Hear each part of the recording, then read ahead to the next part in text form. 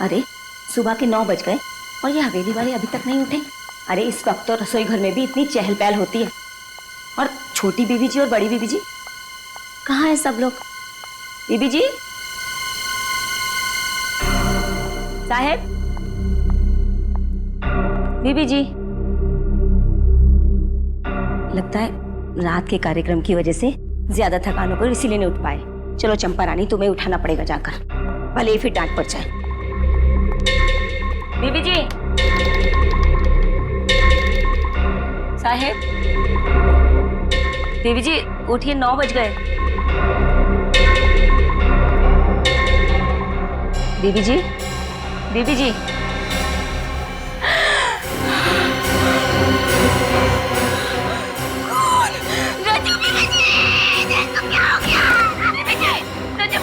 क्या हो गया छोटी?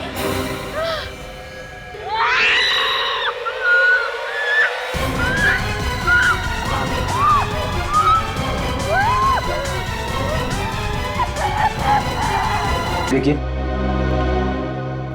क्या आप बता सकती हैं कि कल रात को आपने इस घर में किसी को आते जाते हुए देखा था? कोई मेहमान या फिर कोई और? साहब, कल 8 बजे तक तो हम इसी घर में काम कर रहे थे।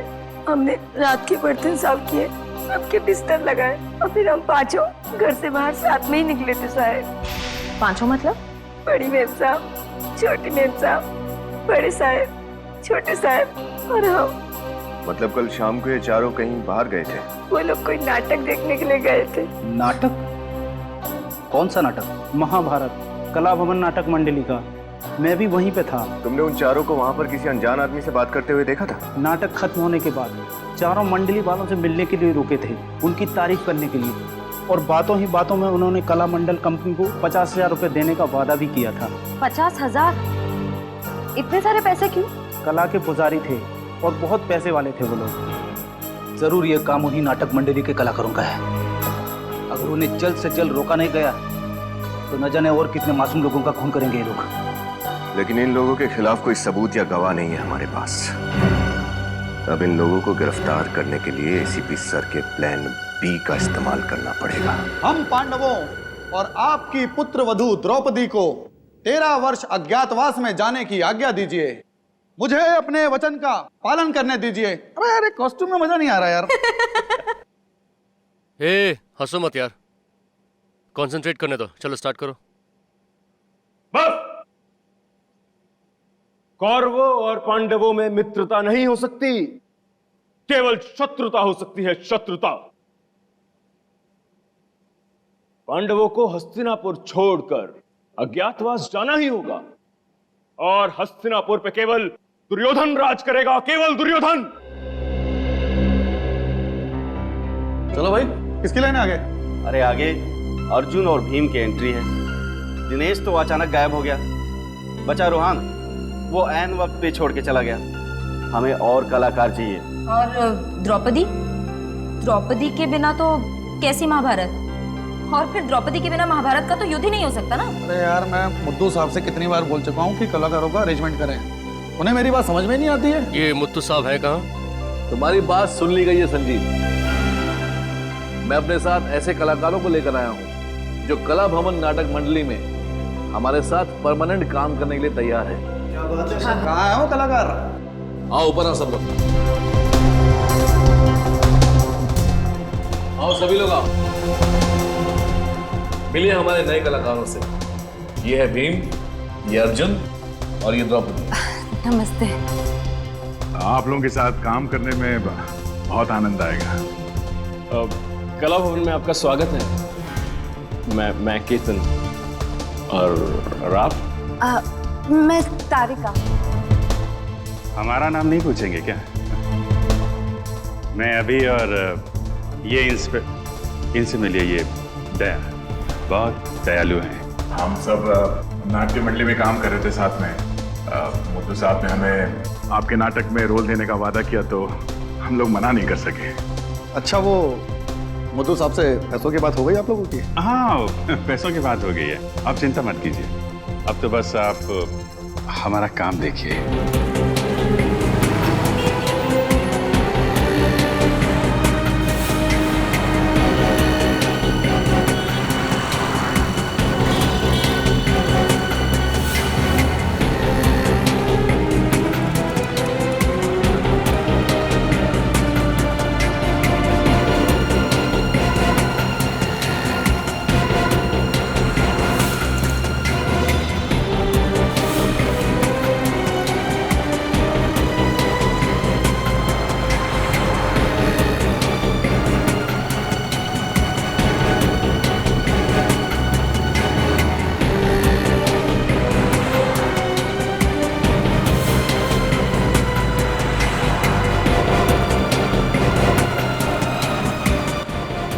कुछ भी नहीं मिला, कुछ पता नहीं चला। सर इस तरफ तो नहीं है। चलो इस तरफ चल के देखते हैं। गहने जल्दी से तैयार करो। इस दुकान के मालिक कौन है? अंदर है साहब।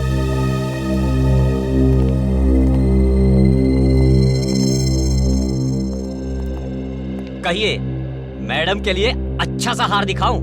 देखते ही खरीद लोगे आप। दिखाएंगे हम, बताएंगे आप।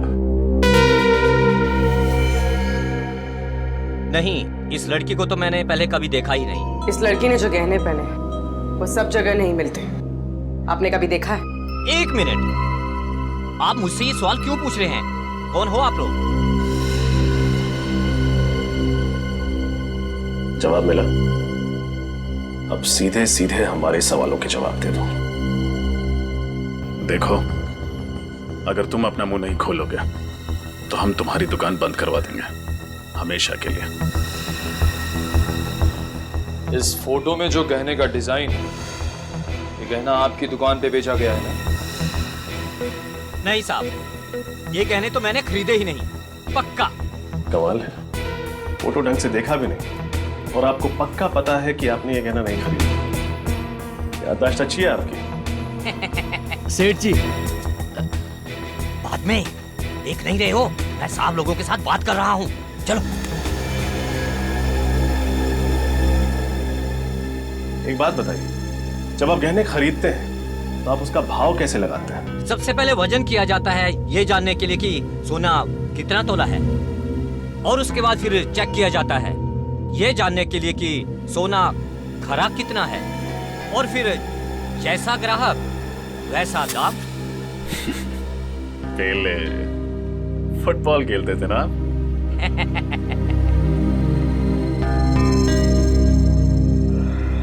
आपकी याददाश्त काफी अच्छी है, लेकिन हमारी नजर कमजोर नहीं। इस फोटो में जो डिजाइन है, ये बाली हूबहू वैसी है।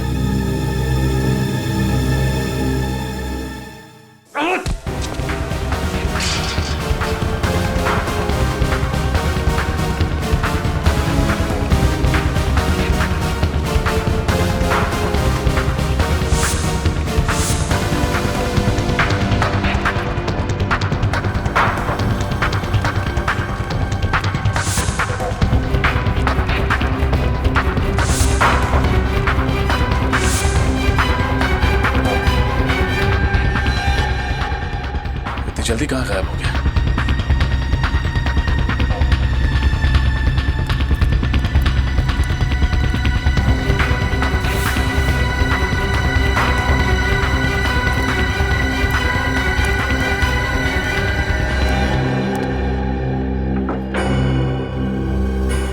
ये तो मर गया। सर, इतनी जल्दी हमारी आंखों के सामने इसे कौन मार गया? जिसने भी ये किया है उसने हमारी मुश्किलें और बढ़ा दी। ज्येष्ठ भ्राता युधिष्ठिर, मैं प्रण लेता हूं। ज्येष्ठ भ्राता युधिष्ठिर, मैं प्रण लेता हूं। कोई फायदा नहीं।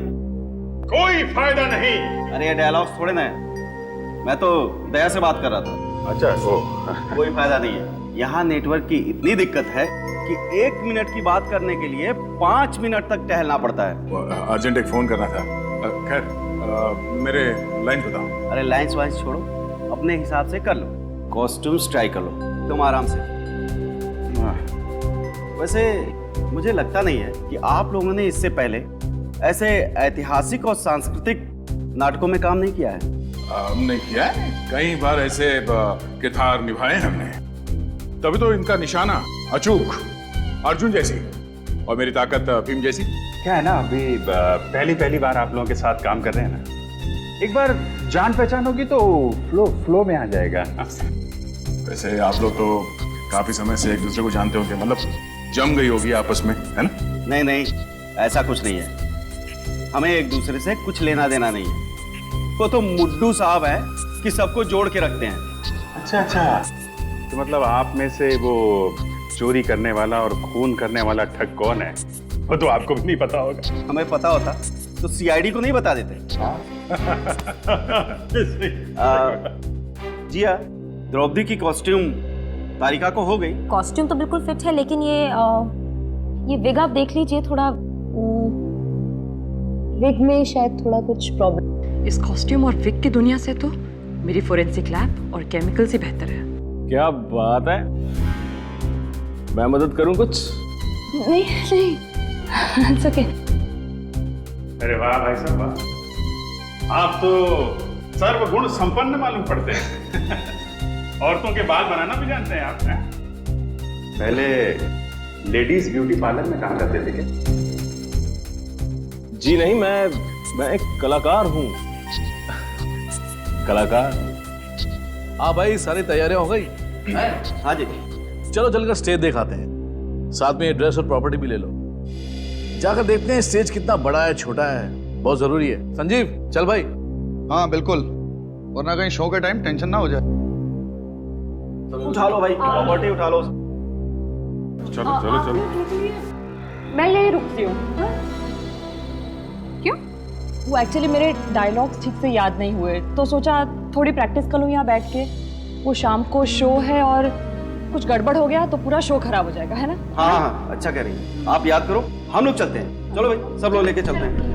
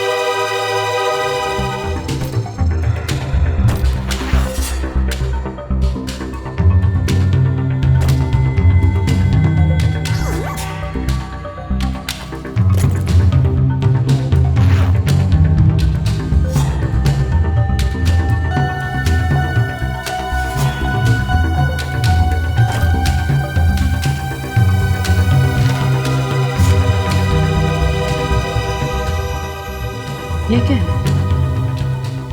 लॉज केबल्स, आरके लॉज, केशवर, बाप्पा लॉज, वेलापुर।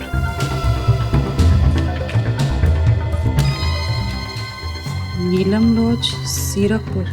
सीरकपुर? लेकिन ये तो नीलम लॉज नहीं है। और ये बाकी दोनों शहरों में भी कला भवन, नाटक मंडली वाले तो सरकारी लॉज में रुके थे। ये लॉज के बिल्स यहाँ क्या कर रहे हैं?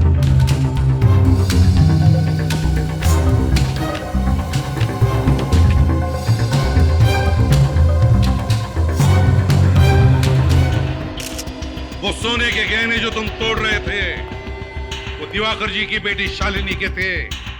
तो बताओ, किसने चुराए वो गहने? किसने मारा शालिनी को?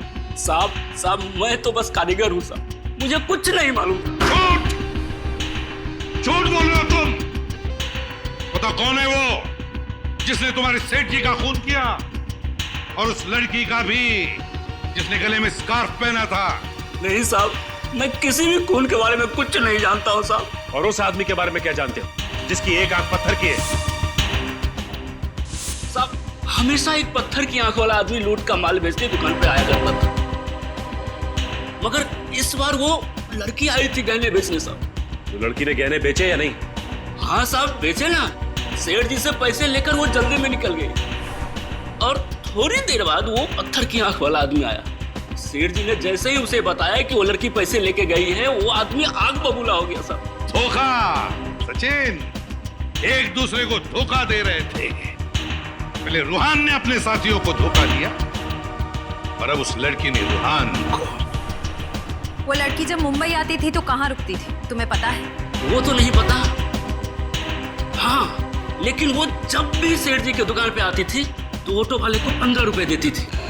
छुट्टा तो उसके पास कभी होता ही नहीं था, हमेशा मुझसे ही लेकर देती थी। 15 रुपए? ऑटो रिक्शा का भाड़ा 15 रुपए होता था। इसका मतलब है ये लड़की जरूर कहीं वहीं आसपास किसी लॉज में रहती थी इस दुकान से। सचिन, पता लगा। क्या मतलब है इस बात का, मुझे बताओ कि तुम लोगों को पैसे नहीं मिलेंगे तो तुम शो नहीं करोगे? मैं सिर्फ पैसों के लिए काम कर रही हूँ, कोई समाज सेवा नहीं कर रही हूँ। सबको पैसे मिल जाएंगे, तुम्हें भी पैसे मिल जाएंगे। लेकिन मुथु साहब, आप पैसे लाएंगे कहाँ से? उसकी कोशिश मैं कर रहा हूँ। संजीव, समझाओ इनको। मैं इन सबको देखो, मुझे इनके बैग में से लॉज के बिल्स मिले, देखो। इसका मतलब कोई है जो कला भवन नाटक मंडली का पीछा कर रहा है। जिस शहर में ये मंडली गई उसी शहर में उसी तारीख को ये अनजान लोग लॉजेस में जाके ठहरे थे। लेकिन ये बिल्स यहाँ पे आए कैसे? लॉज में जाके पता करना पड़ेगा कौन है ये लोग और इनका मकसद क्या है। एक मिनट। Hello hello. तो होंगे कहीं का। मुझसे बोला यहाँ पे नेटवर्क नहीं मिलता, खुद फोन पे बात कर रहा। देखो दया, कौन सा नेटवर्क है इसका।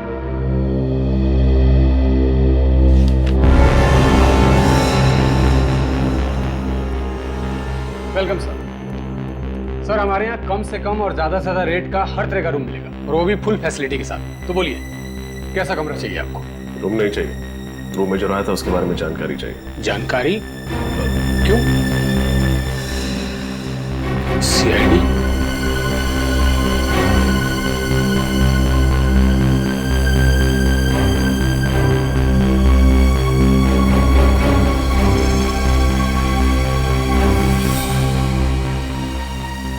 पहचानते हो सर?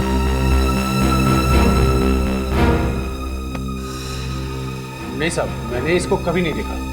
सर, बेलापुर से जो कागज के टुकड़ों के सैंपल हमें भेजे गए थे, उस पे भी ऐसी डिजाइन थी। और सर, गहनों की लूटपाट के बाद उस लड़की ने बेलापुर से ही बस पकड़ी थी मुंबई आने के लिए।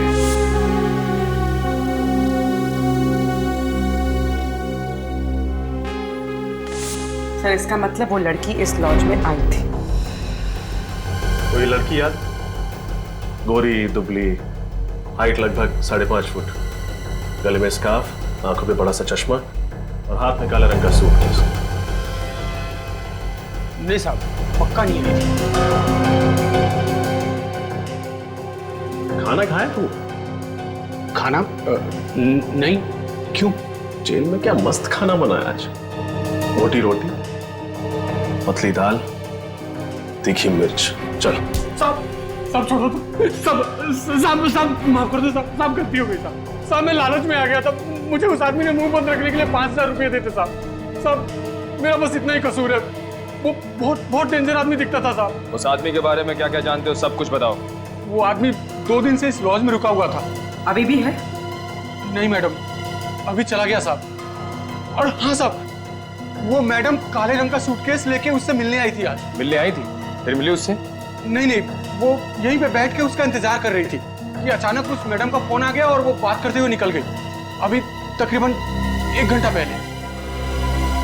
कमाल है, जिस आदमी से वो डर के भाग रही थी उससे मिलने वो यहाँ क्यों आई? आई थी, मिली नहीं, फिर गई कहाँ? सर, कहीं इस डिजाइन में उस जगह का पता तो नहीं है जहां वो गई है?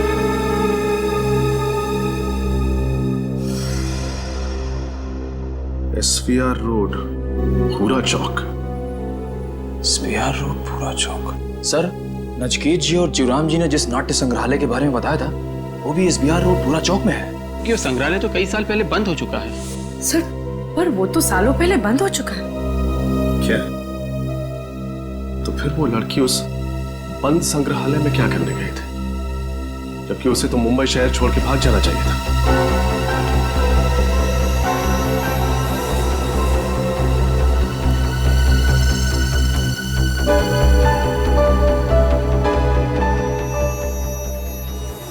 बोलो।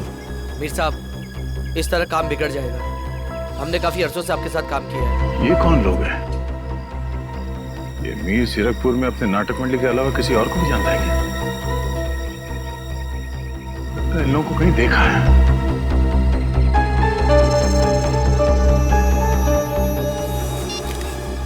तुम लोगों को यहाँ नहीं आना चाहिए था।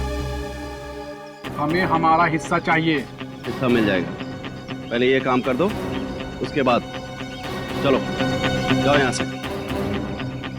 लगता है ये वही लोग हैं जो अलग अलग लॉज में नाटक मंडली के नाम से रुकते हैं और जगह जगह जाकर लूटपाट करते हैं।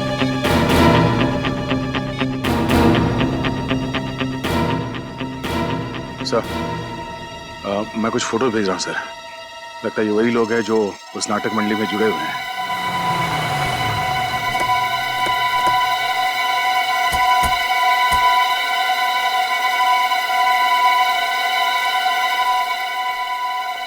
दरवाजा तो खुला था।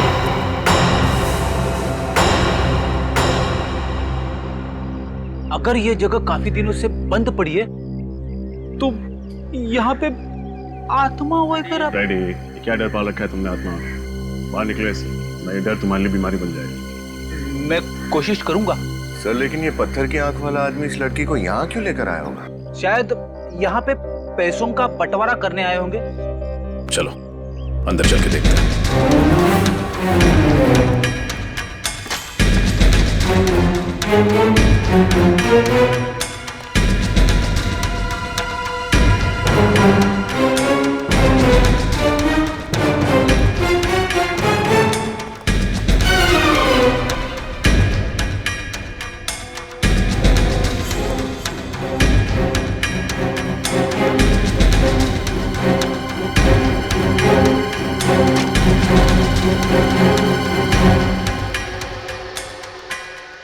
सर, ऐसा लग रहा है यहाँ अभी भी कुछ जलाया गया है। चल जाओ, देखो कौन है, ध्यान से।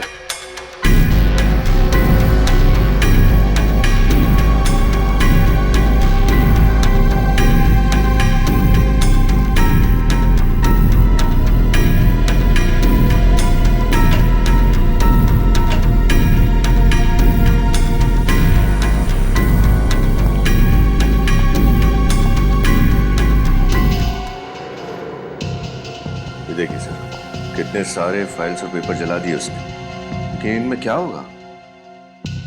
कुछ तो है जो पिता की जलाकर खत्म करना चाहता था। लगता है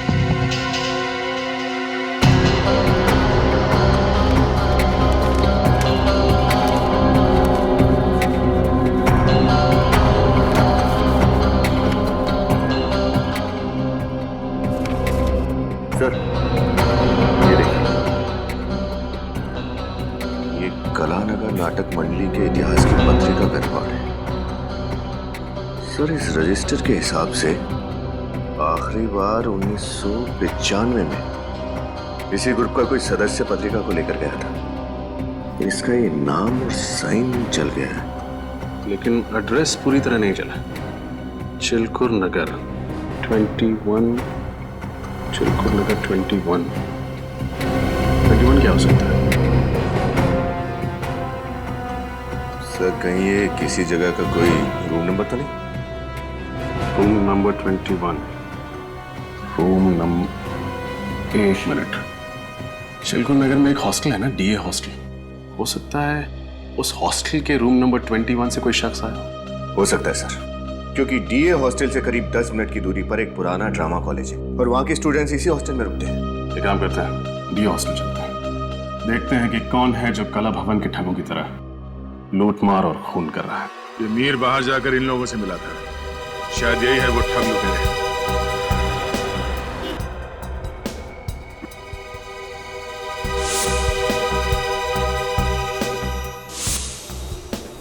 अच्छा, ये ठग लुटेरे नाटक मंडली के साथ साथ घूम रहे हैं।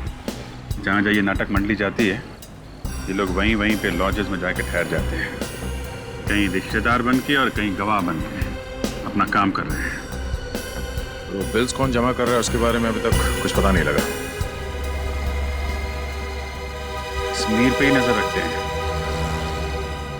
सब पता चल जाएगा। घबरा मत भांजे, जब तक तुम्हारा शकुनी मामा जीवित है ना, तब तक पांडवों की कोई चाल नहीं चलेगी। देखते अरे हैं। यार इस बार मुद्दू साहब से पैसे ले लेने हैं, मैं बता रहा हूँ। बोला तो है, बात तो की है उस दिन, पैसे तो देंगे। अच्छा मुझे ये बता, ये शकुनी मामा का अंगरखा और केस तैयार हो गए क्या? हाँ तैयार हो गए, तैयार हो गए। हाँ हाँ हो गया। और ये लाइट वाले दादा को बोल दिया कि द्रौपदी की एंट्री के लिए मुझे लाल लाइट चाहिए? सुबह ही बोल दिया था। बोल दिया था? हो गया। चल चल, थैंक यू।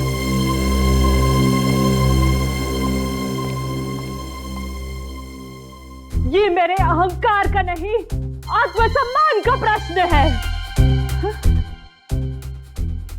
वो कितनी कॉम्प्लिकेटेड लाइन्स कैसे बोल लेते हैं, देखो कैसे याद रखते हैं। ये फॉरेंसिक में ठीक है बॉस। नहीं यार मैं सिखाऊंगा ना, सिखाऊंगा, कुछ नहीं हो सकता। अरे नहीं मैं कोशिश करता हूँ ना यार, हो जाएगा हो जाएगा। आज मैं ये प्रण ठानती हूँ कि मैं ये केस जब तक उस दुष्ट दुशासन के रक्त से नहीं रंगे जाएंगे, ये केस मैं हमेशा ऐसे खुले ही रखूंगी। वाह वाह, क्या बात है, क्या एक्टिंग करती हैं? हाँ? ये काम कीजिएगा, जब ये केश वाली लाइन बोली ना आपने, तो बालों को थोड़ा सा ऐसे करके झटक दीजिए, बहुत मस्त लगेंगे। वैसे एक बात बोलूं, आप पूरी बहुत मस्त दिखती है। दुर्योधन, क्या नाम है तुम्हारा? केतन। तारिका जी के बाएं कंधे में चोट लगी है, इसलिए वो ऐसे बाल नहीं कर सकती। इसलिए बेहतर होगा कि तुम नीचे जाओ और रिहर्सल करो। नीचे जाओ और रिहर्सल करो। नीचे जाओ। बेचारा केतन बाल बच गया। यार तुम्हें मजाक सोच रहा है यार? अरे मजाक क्या करो यार। ये मीर कहाँ गायब हो गया? हाँ, तो यहीं पे फोन पे बातें कर रहा था, ये गया कहाँ? सॉरी सर, सॉरी, आपको इंतजार करना पड़ा। बताइए क्या काम था? क्या साल 1995-96 में आप इस हॉस्टल में काम कर रही थी? नो सर, मैं तो सिर्फ पिछले 2 सालों से यहाँ काम करती हूँ। कोई और है इस हॉस्टल में जो उस समय से काम कर रहा हो? जी हाँ, पार्थ जी। सर वो 1995 से इस हॉस्टल के फैकल्टी मेंबर हैं। बुलाऊं मैं? प्लीज।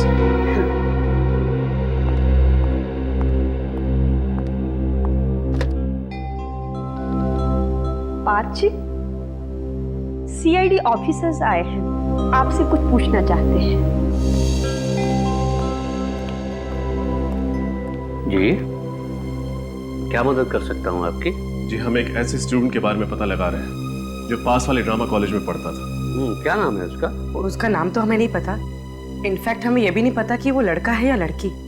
हमें तो सिर्फ इतना पता है कि 1995-96 में वो यहाँ आपके हॉस्टल में रहता था या रहती थी। 95-96 यस, ड्रामा कॉलेज के कुछ स्टूडेंट्स यहाँ रहते तो थे। इनफैक्ट एक नाट्य महोत्सव में उन्होंने हिस्सा भी लिया था और ट्रॉफी जीत कर लाए थे। मुझे अच्छी तरह याद है, दिन रात रिहर्सल करके उन लोगों ने नाच में दम कर रखा था मेरा। उन विद्यार्थियों का नाम पता कुछ बता सकते हैं आप? आई एम सॉरी, इतने पुराने रिकॉर्ड्स नहीं है हम लोगों के पास। आपने कहा कि उस साल उन्होंने नाट्य महोत्सव में ट्रॉफी जीती थी। यस। तो फिर कोई फोटो वगैरह तो होगी आपके पास? यस, एक एल्बम है, फोटो एल्बम। ठीक है, वो फोटो एल्बम हमें चाहिए। Yes, here it is. Thank you.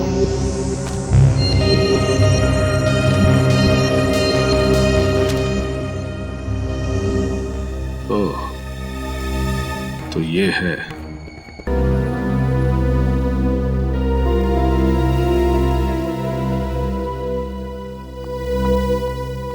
Hello. क्या तुम्हें 50,000 रुपए बतौर कमीशन चाहिए? दिमाग खराब हो गया तुम्हारा। कहां से लाऊं मैं इतने पैसे? मेरे कलाकार मुफ्त में काम नहीं करेंगे, बिल्कुल नहीं करेंगे। नहीं करना मुझे तुम्हारा शो, नहीं करना। जाओ। पता नहीं कहां कहां से आ जाते। नमस्कार जी। नमस्ते। आप ही कला भवन नाटक मंडली के मैनेजर हैं? जी हाँ, मैं ही मैनेजर हूँ। बताइए। बहुत ही अच्छा अभिनय करते हैं आपके कलाकार। जी शुक्रिया, वो तो है। मैनेजर साहब, ये कुछ रुपए लीजिए, हमें आपका एक शो करना है। जी हाँ, हम लोग जरूर शो करेंगे। बस आप डेट और टाइम बता दीजिए, हम जरूर शो करेंगे। देखिए, टाइम और डेट हम आपको बहुत जल्द बता देंगे। अच्छा, नमस्कार। जी नमस्कार।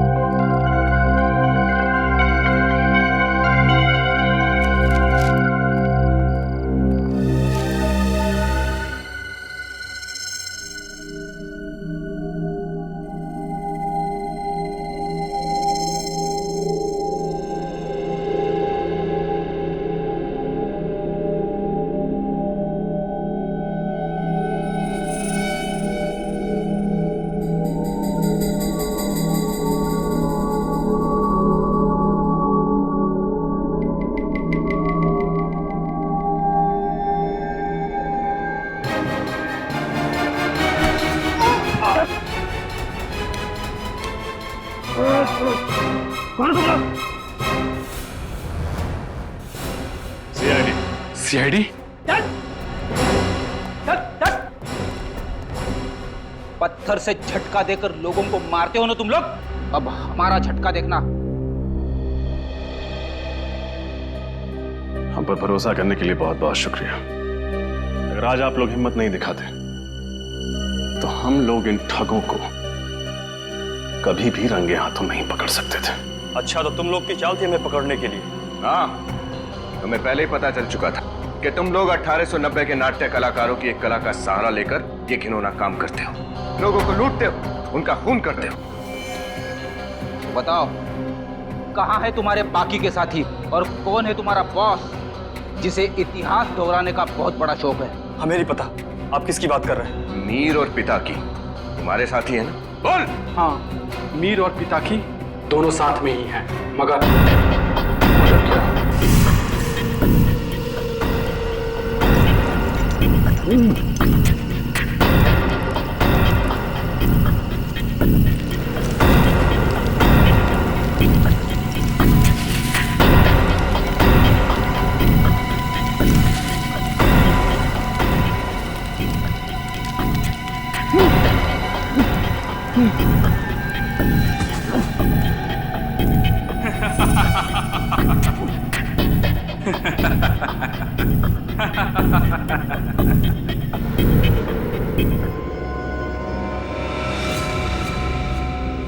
सरदार के साथ विश्वासघात, तुम नहीं बचोगे।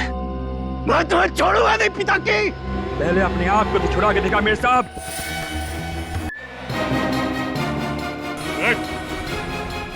मीर साहब के वर्तमान की चिंता छोड़ और अपने भविष्य की चिंता कर तू, जो जेल की सलाखों के पीछे कटने वाला है। मीर साहब, तुम्हारा नाटक खत्म, अब हमारे नाटक से पर्दा खुलेगा। भयंकर भयानक अपराध हुआ था युधिष्ठिर से। अपनी अर्धांगिनी को श्यान कक्ष से चौपाट तक लेकर आया था वो। पश्चाताप का आभास तो हो रहा था, परंतु क्या द्रौपदी उन्हें क्षमा करेगी?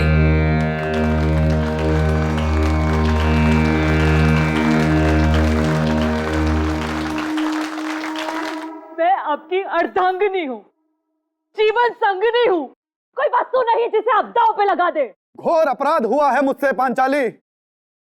विवश हो गया था मैं उस पल, उस क्षण को मैं स्मृति से ओझल करना चाहता हूं। आपका अपराध क्षमा के योग्य नहीं है।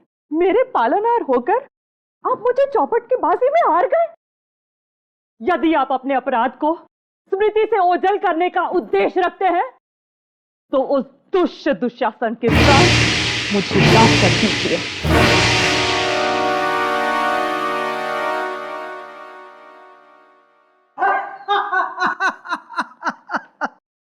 ओ द्रौपदी, जिसका स्वयं कोई सम्मान नहीं, वो क्या किसी के प्राण निकाल पाएंगे? तुम्हारे पांचों प्राणनाथ ने तुम्हें अनाथ बना दिया है। यदि मांगना ही है तो मुझसे मांगो। इन कायरों से मांगोगी तो केवल दरिद्रता एवं अपमान ही पाओगी। दुशासन, इस भ्रम में मत रहना। यदि चौपड़ में हमारी हार हुई है तो हमारा बाहुबल निर्बल हो गया है। तुम्हारी कटु वाणी जिस मुख से निकली है, उस मुख का मुखारबिंद मैं नष्ट कर दूंगा दुशासन। मैं पांचाली आज ये प्रण लेती हूँ कि जब तक ये दुष्ट दुशासन के रक्त से अपने केश ना रंग दूं, मैं अपने केश हमेशा खुले ही रखूंगी। मैं तुमसे वादा करता हूं पांचाली, इस दुशासन की छाती चीर कर इसका लहू निकाल लूंगा मैं। ये सब क्या अनर्थ हो रहा है? इस दुर्भाग्यवश परिस्थिति की उपज मेरे ही कारण हुई है। सत्य वचन भ्राता युधिष्ठिर, सत्य वचन। असली अपराधी आप हो, इसलिए केवल दंड आपको ही प्राप्त होना चाहिए। डायलॉग भूल गया क्या? ना अर्जुन ना, मैं नहीं, हम सब द्रौपदी के अपराधी हैं। हम सब ने मिलकर उसे चौपड़ के दांव पर हारा है।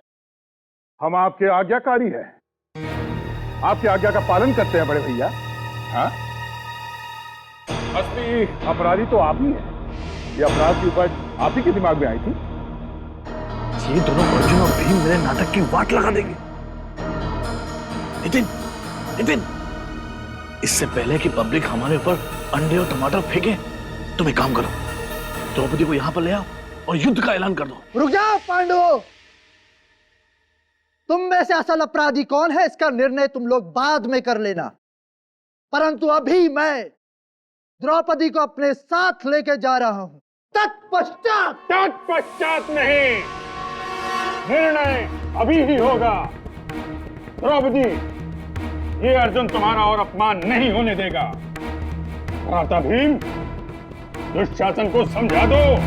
तो आ गया भ्राता, चल। ये तुम क्या कर रहे हो भीम? इस सारे नाटक के नुकसान की भरपाई मैं तुमसे वसूल करूंगा। हम लोग सीआईडी से हैं और खूनी को पकड़ने के लिए जाल बिछाया हम लोगों ने, समझे? इसलिए आप लोगों से विनती है कि आप लोग यहीं खड़े रहिए और हमारा नाटक देखिए। आपके इस अपराध का सिर्फ एक ही दंड है, मृत्युदंड। ये क्या कह रहे हो अनुज? अपने ज्येष्ठ भ्राता पर बाण चलाओगे? ना भ्राता, ना ना, इस पापी की हत्या करने के लिए आपको अपने बाण नष्ट करने की जरूरत नहीं है। इसे मारने के लिए मेरे पास एक नया शस्त्र है। ये शस्त्र आज से हजारों साल पश्चात कलयुग में उपयोग किया जाएगा, जिसकी शुरुआत साल 1890 में होगी और तत्पश्चात 2013 में संजीव नाम का एक अपराधी मनुष्य वध के लिए इस शस्त्र का उपयोग करेगा। ये क्या बोल रहे हो? मैं निर्दोष हूं, मैंने कोई खून नहीं किया। झूठ मत बोलिए भ्राता श्री, हमारे पास केवल साक्ष्य ही नहीं, साक्षी भी हैं। मतलब सबूत ही नहीं, गवाह भी हैं। गवाह पेश किए जाएं।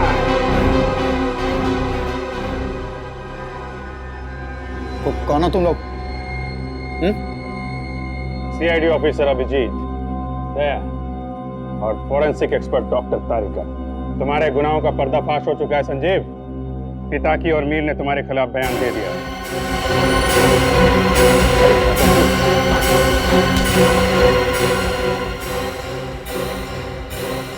रणभूमि छोड़ के कहां भाग रहे हो ज्येष्ठ भ्राता?